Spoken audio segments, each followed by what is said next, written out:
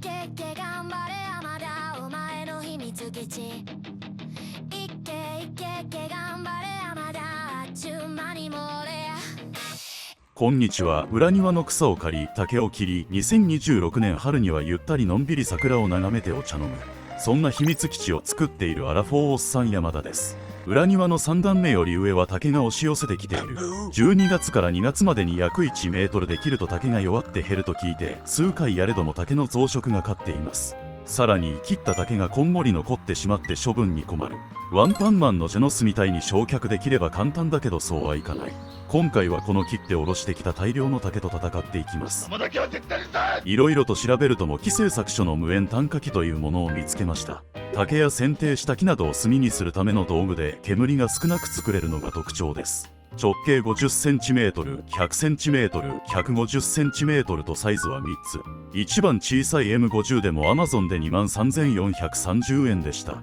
とても買えない。リサイクルショップで直径 50cm のステンレスボールを発見。形が似ているしこれでできればお得。お値段5,000円。買っちゃった。試そうと思うのは良いものの竹の量よ。本数こそそんなにないけど枝があるだけでかなりのボリューム感。これを何とかしていきます。この竹の枝を払ってただの棒と枝に分けていきます。じいちゃんが教えてくれた竹の枝を払う方法。竹の枝を払うにはまず約 60cm の竹を切り出す。竹の枝の根元を上から棒で叩く。これだけで簡単に枝が払えるのじゃ。おじいちゃんありがとう。これだけあると簡単に枝を払えると言ってもどれからやっていいかわからない。そこで目から鱗の解決方法。目の前の竹からやる。足元のやつ、立てかかってるやつ、目があったやつ、何でもよい。何も行動をせずにただ突っ立てるだけの時間を減らす。以上。何言ってんだこいつ。枝が長くて顔に当たり痛いこともある。でもね、嫌なことばかりじゃないよ。そう、遊び心次第でね。へい、へへい、へい、へい、へへい、へい、へへい、へい、へい、へへい。おー、ハッピーって音があれば楽しい。すなわちそれが音楽なり。急に立ち尽くしてどうした山田。時々フリーズするんだよな。肩甲骨もグイッとしたくなるよな。もうちょっとで、あとちょっとで枝払いも終わるのにどこかへ行ってしまった。頼むから真面目にやってくれよ。持って帰ってきたのはリサイクルショップで買った直径 50cm のボール。どうすんのこれ。このボールに収まるように切っていきます。私にいい考えがある。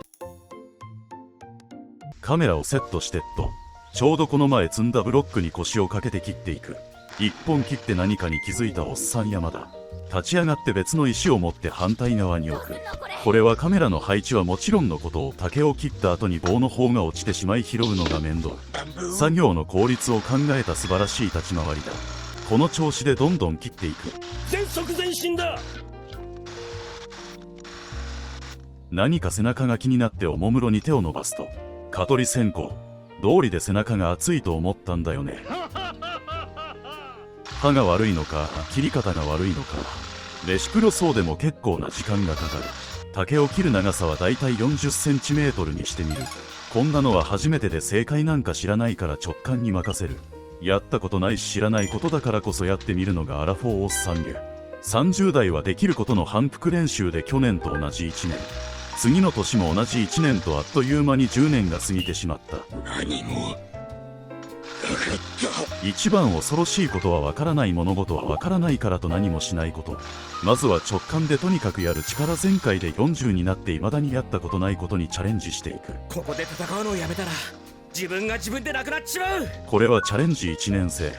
この YouTube 自体も同じで正解と思うものを作って出せ。更新頻度がなかなか早められない。言い訳ばかりしているとすぐに1年経つぞ。そうだよ。立ち上がれおっさん。そんなアラフォーおっさんによるセルフコブしている間に切っちゃいました。殺人的な加速だ。約 40cm に切っていき、この量で30分くらいかかりました。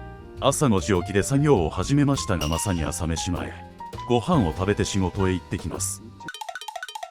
おっと前を失礼。このチャンネルを始めて1ヶ月の頃でどうやったら見てくれる人が楽しんでくれるのか全く意識ができていない。これだからおっさん山田は困ったものだ。所詮下級戦士無様なもんだ。大量に払った枝をせっかくだから焚き付けに有効活用していく。剪定バサミで直近直近直近直近直近直近直近。これもしかして地味に地獄の作業やで。めげずに握力鍛えていきます。ツタがもしゃもしゃしていて上手に収まらなくて、初期のヤムチャさんぐらいに厄介だな。ここは俺に任せてくれ。最初だけは強キャラだったのに、このツタもいずれヤムチャさんのように簡単にあしらわれるように修行していきたいおっさんです。残りは一気に片付けてやる。10米だ。とうとうめんどくさくなってそんなに切らずにもっさりと置いた。なんとなく周りにある枝を棒で寄せてスペースを作るけど、そんなんで大丈夫か。私のやり方でやっているんだ。引火しそうで怖いんだが、丸めた紙を下に入れ込んで火をつけます。上に竹の棒を1本2本乗せて、中にも一応入れておく。さあ闇のゲームの始まりだぜ。火が上がってきましたよ。ちょっと早送りにして様子を見てみましょう。なんかちっちゃく燃えていますね。と思ったら、あれよあれよと急にボーボーと燃えてきた。美味しいチャーハンが焼けるくらいの強火になっていく。強火を見ると中華一番を思い出すのは私だけでしょうか。梅チャーハンだけはなぜかの折に焼き付いて暑い夏の日には食べたくなる。何もかも順調だと思ったらまさかの事態が。熱で iPhone が落ちた。iPhone を冷ましてくださいとのことで日陰でフーフーして復活。竹炭作りを実際に見たことないけどあまり煙が多くなさそう。どんどん黒くなっていく竹。減ってきたところでさらに投入。関係ないけどおっさんの首黒く焼けすぎてない。高校生の頃には日焼けしすぎて焦げパンというあだ名を賜りました。タレパンダに並ぶ可愛さでしたね。そんな雑談を挟んでいるうちにあっという間に炭になったところに竹を投入して、また炭になったら竹を投入してを繰り返し、全てが順調に進んでいる。そう思っていると失敗するのが人生。 iPhone がまたもやお熱でストップ。お大事に。あれだけゴーゴーと燃えていた竹も時間が経ったら火がなくなりました。 iPhone が冷えてきたので撮影も開始できます。手でチャプチャプしてみたけどこのジューって音好きです。河原で拾ってきたちょうどいいコップで水をかけていきます。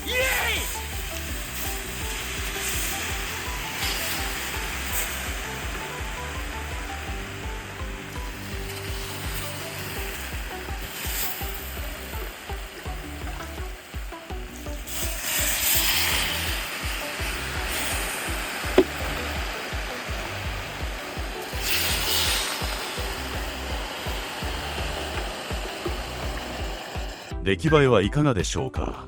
少ないながらも切った竹を炭にすることができました。邪魔な竹が今後の活用にできそうなものに変わりつつある。いつものいつか野郎の畑作りをやっていきたい。ちゃんと言えよ。このパチモンの無塩炭火器が使えた。竹でお困りの皆様、まずはお試しでと思ったらリサイクルショップへ走るのが良いのかもしれません。ただデメリットもあります。竹が大きいので、私の裏庭の細めの竹でもこんな少量ずつ焼いていくのは効率が悪いです。作業ができるスペースとお金が許すなら絶対に大きい方が楽です。直径 50cm から 100cm の倍になった時に体積は4倍になります。何言ってんだこいつ。詐欺かと思うような情報ですが、ご覧の通りなんやかんや4倍になります。わかるわかる。ベジータだったらこうなります。直径が倍になるということは切る長さも倍になるので、半分の時間で切り終わります。爆竹が鳴っても良ければそのまま放り込めるし、ダメだったらドリルで小さな穴を開ければ OK です。50cm のメリットとしては小ささですね。買う時の送料が安い。運ぶのが比較すると楽。火が小さくて怖くない。慣れは頼もしい半分、怖い半分ですが、最初は確かに怖いと思ったこの日も何度もやっているうちに慣れて感覚的に大丈夫な範囲が分かってきました。今日の教訓は、それでも本物が欲しい。M100 が大きさ的にちょうど良さそう。欲しいものがあったら男は黙って動画作り。それが YouTuber の掟であります。あとは皆さんに秘密基地作りの楽しさをお裾分けできる動画を作り続ける。それを楽しみに制作していきます。お付き合いいただける方はぜひチャンネル登録をお願いします。この動画が面白かったと思ったらいいねを、もっと頑張れと思ったらいっていけいけ頑張れ山田とコメントをお待ちしております。それでは次の動画でお会いしましょう。ご視聴ありがとうございました。荒れ果てた裏庭を秘密基地にしている。あなたを思